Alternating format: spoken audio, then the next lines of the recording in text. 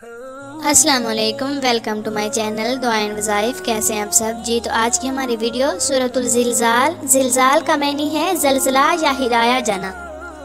तर्जमा, जब ज़मीन अपने ज़लज़ला से पूरी शिद्दत से हिला दी जाएगी और ज़मीन अपने अंदर के तमाम बोझ बाहर निकाल फेंकेगी और इंसान कहेगा कि उसे क्या हुआ है, उस दिन ज़मीन अपने ऊपर गुजरे हुए वाक़यात की अपनी सब खबरें देकर बयान देगी, इसलिए कि आपके रब ने इसे यही हुक्म दिया होगा। उस दिन लोग गिरोह गिरोह होकर आएंगे ताकि उन्हें उनके अमाल दिखाए जाएं। तो जिसने ज़रा बराबर नेकी की होगी वो उसे देख लेगा और जिसने ज़रा बराबर बुराई की होगी वो भी उसे देख लेगा। इस सूरत की पहली आयत में क़यामत के दिन ज़मीन पर ज़िलज़ला आने का जिक्र है। इसी मुनासबत से इस सूरत का नाम सूरतुल ज़िलज़ाल है।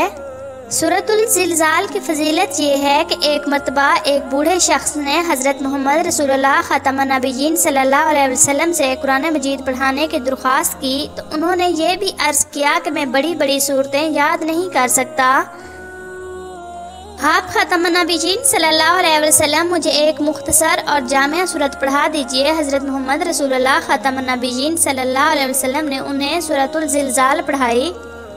आखिरत पर ईमान लोगों के अमाल पर सबसे ज़्यादा असर अंदाज होता है, इसलिए हज़रत मोहम्मद रसूलुल्लाह ख़ातमुन नबिय्यीन सल्लल्लाहु अलैहि वसल्लम ने सूरतुल ज़िलज़ाल को निस्फ़ कुरान मजीद के बराबर करार दिया है। क़यामत के दिन हर पोशीदा चीज़ का ज़ाहिर होने का बयान है। सूरतुल ज़िलज़ाल में अल्लाह ताला ने क़यामत के हालात बयान फरमाए हैं कि इस दिन ज़मीन शदीद ज़लज़ले से हिला दी जाएगी। वो अल्लाह ताला के हुक्म पर अपने अंदर की सब चीज़ें यानी ख़जाने और इंसान बाहर निकाल देगी और आपने